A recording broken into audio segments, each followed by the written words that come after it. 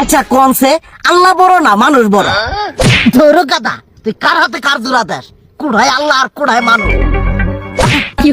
যেটা কবার কইছে ওইটা কন। আল্লাহ বড় না মানুষ বড়? আল্লাহই তো বড়। আল্লাহ বড়, তাহলে আল্লাহর কথা না হইনা মানুষের কথা শুনেন কে? তুই কি কইতাছস? কি এর আল্লাহর কথা মানে না মানুষের কথা মানে? হ্যাঁ, কি আর মানুষের কথা শুনেন তাই না?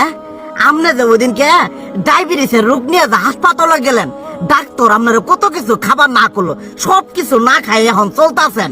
তাহলে আল্লাহ যে আপনারে কইছে যে হারাম খাবার না, সুদ খাবার না, কই আপনি তো কাম কাজ বাদ দিয়ে এলাকার মধ্যে টাকা পয়সা না গায়ে খালি ওইলে দিয়েই খান। নিজেরা টিয়াও হালাল ভাবে কামাই করেন না, ওই সুদ তো না কটা টিয়া করে লাভ আহে ওইলে দিয়ে দিয়ে চলে না, পেটা বড় বানাইছেন। শুনেন একটা কথা কই, হারামের কোনোদিন আরাম নাই। হালাল পথে রুজি রোজগার করেন, প্রয়োজনে এড়া বেলা কম খায়েন, তাও শরীর পিণ্ডও ভালো থাকবো, কোনো রোগ বেদ হবো না, আরামও পাবেন, আল্লাহও খুশি থাকবো। তুই আমার এইভাবে বুঝাবি আগে কইলি না কে? আসলে এই বিষয়টা তো আমি কখনো মাথায় এইভাবে নেই যে আমাদের কখনো ডাক্তার নিষেধ করলে ঠিকই আমরা নিষেধ মানি, কিন্তু উপর আল্লাহ যে কত কিছু নিষেধ করে দিয়ে সেটা মানি না। আর এই যে হারাম পথে টিয়া পয়সা কামাই করতেছেন, শরীরের মধ্যে দুনিয়া রোগ বেদ হয়েছে, দেখা যাইতেছে যা টিয়া হারাম পথে কামাই করতেছেন তার তো বেশি টিয়া মনে করেন জ্বলেই যাইতেছে গা বেশি।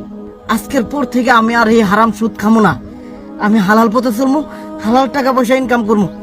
এতে করে যদি এক বেলা কমও খাইতে হয় তবুও খামো, তবু আমি আর এই হারাম পথে চলবো না। আচ্ছা ঠিক আছে।